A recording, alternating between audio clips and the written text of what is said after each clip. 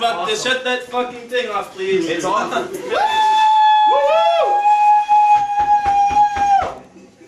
Alright, don't start clapping until you hear it and make sure that you like it. God damn it. I don't want any horse shit tonight. Alright, crowd in, God damn it. You can have your conversation. Let's go, show's starting. Come on. Rock and roll. And stand up. No, you can, if you have to, make your camera stable, but please stand up for God's sake and get those dogs out of here. Because they're probably, more than likely what would happen is I would be so funky that the dogs would start getting on their hind legs and dancing, and that would be fucked up. You guys would be like, something fucked up happened at Oliver's house, man. I don't know if I was on weed or what. Dude, I'm wasted. But I do know what I saw.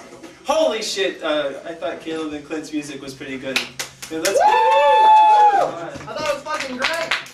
I like that song about pot, man. God, those laws against it are stupid.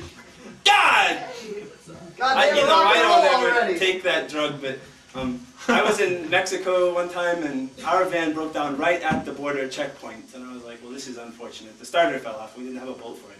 So la-di-da, the Mexican Border Patrol made us, they actually moved the border between the United States and Mexico, the concrete barrier that is yellow, and we had to push our van through it and push it back into the United States. And then, because it was right after September 11th, the U.S. Army was there, and they closed the back door of our van wrong, so that made them suspicious because it wouldn't open because they had destroyed it, I guess.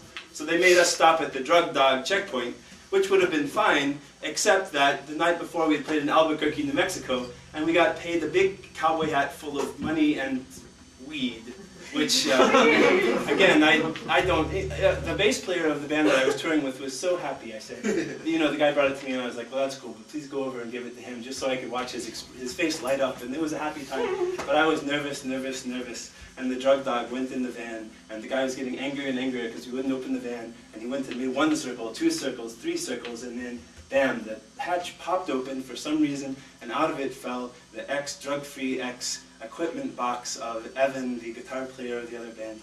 The guy waved us through, and a couple of other terrible things happened, but we got back to America and didn't get arrested. That's my response to your needs. Please no dogs. Woo! So this band is called Dave Dean's Musical Forklift. And the reason for that, I guess I'll start with the name, and then we're going to talk about why a band, because this is like a rock and roll band or a punk band. Dave Dean's Musical Forklift. I am a forklift operator and drive a forklift. As a matter of fact, I did it for 12 hours today before I came here in a factory in Bedford, Indiana. And let me say about Bedford, Indiana, some people will go to like another town and be like, well, to each his own, and it has its quaint. Bedford fucking sucks. Such sweet people are there, sweet people in my factory, which was a surprise. All kinds of surprises. Like they gave me a pizza party for being the new guy, where ordinarily you get beaten, I guess, with bars of soap and towels in our factory. And there's a guy that does maintenance there. He's like a Fred Schneider-style homosexual guy, which is really cool, and everybody's all right with it, which is even cooler, you know what I mean? We had a really dull conversation in the men's room about my shoe size, but in general, I like the 13. You can't blame Fred Schneider for trying. He's pretty cool, and he knows fucking a lot about. So why a forklift? I drive a forklift, so reason number 1 is reality. I like to drive, we've got a 12,000 pound rated forklift, which is a pretty big boy at the factory, but I like to drive these outdoor lull forklifts that have monster truck or tractor tires on them. And the thing about forklifts is they're a multi-purpose device. You can use them to move pallets around for the boss if you want, but you can also use them to pick people up and to push trash down. And to me, I saw a parallel between that, a forklift machine and this machine, which I also run. Also an unglamorous machine, usually the bass. Now you can play the bass in service of a guitar player or a drummer or something like that if you want to, but I like to use it for my own ends and my own purposes, you know what I mean? Making my own one-man bass-only rock band.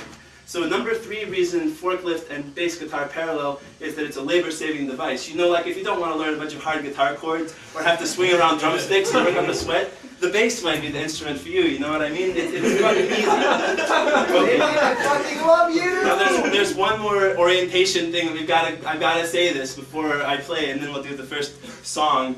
And that's this is a picture. This is a bear, obviously dancing in the sunshine. And when I'm in a good mood, this is what I feel like. You know what I mean? It's important that you realize that all these songs with all the cussing and complaining and fucking obscenity and Japanese cartoon tentacle pornography and stuff that's going to be in them. You know, they all take place in the context of this, which is how I'm just going to set this here so you can remember, you know, what I mean. So if everyone later is like, what the fuck is wrong with that David Dean? He seems like kind of some kind of middle-aged man that likes to play music for teenagers. You can be like, hey man, Dave Dean is just a little bear who likes to dance in the sunshine and flip out on his bass. Like, what the fuck is so great about you? You know what I mean?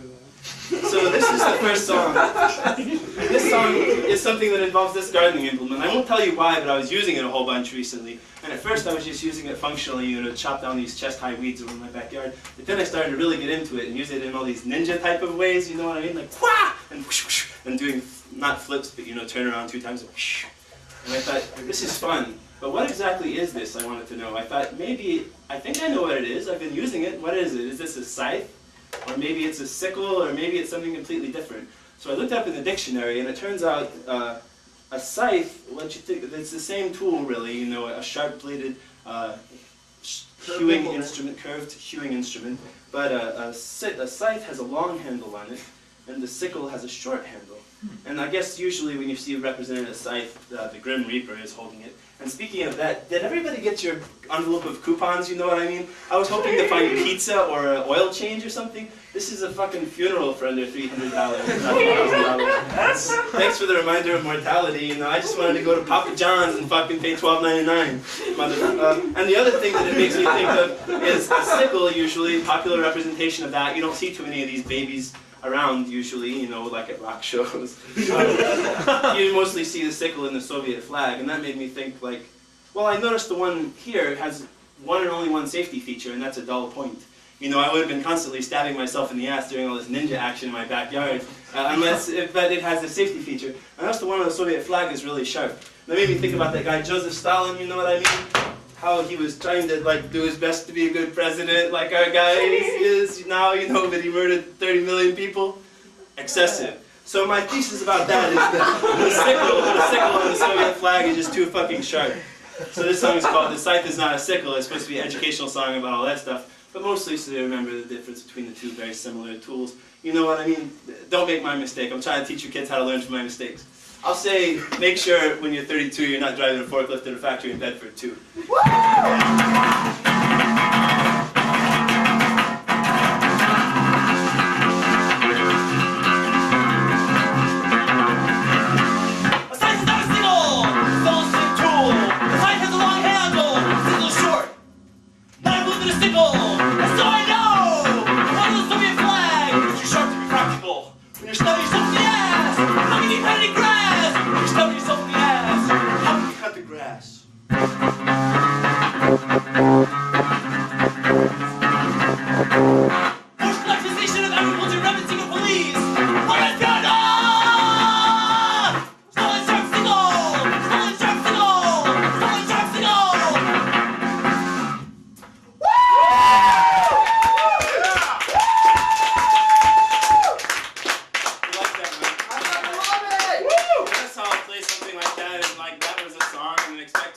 It makes you think that I got a lot of praise during toilet training, you know what I mean? Looky what I did!